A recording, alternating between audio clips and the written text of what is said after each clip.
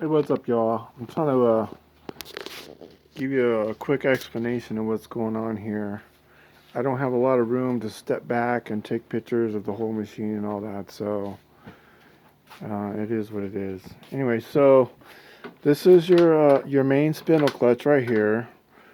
Forward engages it, backward disengages it, so that would be off. And then these right here, you can only go one at a time. It's either down or up, and then down or up, and they're very hard to move. You gotta like muscle them in there.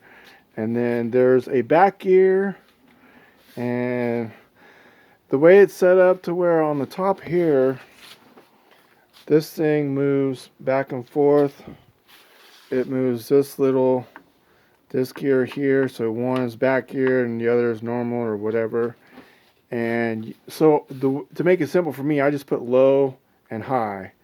So this way on this side, when the lever is up here, this side is low, this side is high, and you have to have them matching. So either low here, which would be, oh, you probably can't see that. Okay, so that would have to go there for low, and then there for high, right? And then up here, you just flip this over this way or that way, and that slides this gear back and forth for low and high, or back gear, or whatever it's called. The problem with the machine right now, you can't see it, but it's down there, and it's affiliated with back here, this level of gears right here. This gear slides that way and this way when you move this clutch lever here for the feed. When you move this down, it goes that way, or when you move it up, it goes that way or that way. I can't remember which, but you know, once you start using the machine, it's not hard to figure out. This right here will give you your feed and your screw, and these, of course, is all your these are all your threads, and these are all your feeds. When you operate this clutch here, it moves this lever here. Okay, so there's a thread down here. This is threaded. Can you see those threads right there? Okay, so that rod right there goes all the way through the carriage over to here. And then when you move that, it turns those teeth. It turns those teeth right there and makes this rotate up or down.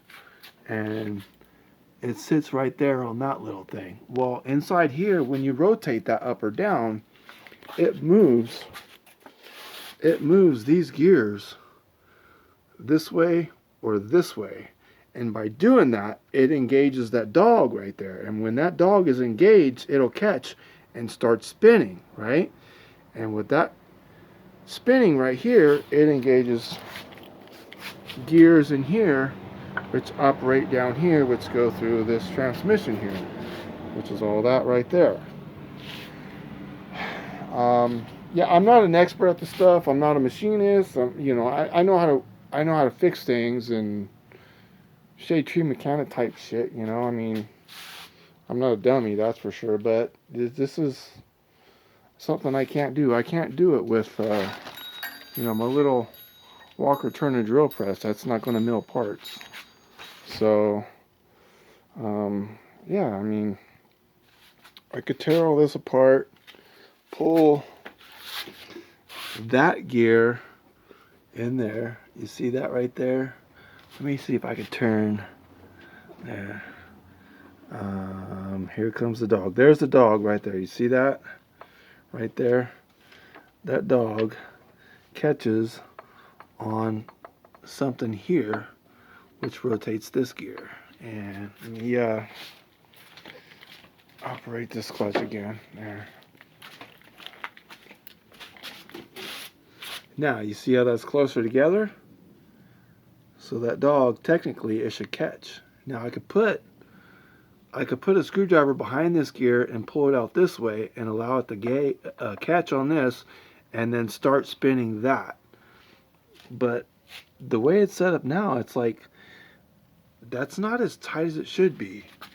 And the one down here, you can't really see it. Maybe you can. Yeah, right there. That you can see it. It's broken right there. Let me engage it for that side. Okay. And you see how close that gear is? Let me turn the spindle. So, I don't know where the dog is. I can't really. There it comes. That dog would catch right about there. But you see, you could see that dog is like really far in. Now, if I disengage it, let me see if I can. See, there's disengaged. Now that dog is far away, right? That dog is that's actually in the reverse direction. So if I put it in neutral, there's neutral. Now it's not catching that dog. See there? So if I put it in drive for that direction,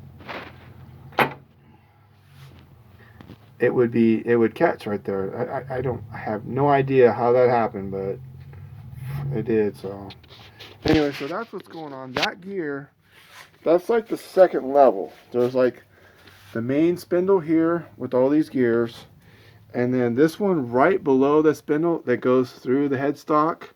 That's where those things slide back. It slides back and forth, either forward or reverse. And there's dogs for here, and then dogs for here. And the headstock definitely has to come off to pull those out to do that. And then somehow, I believe it goes to some gears here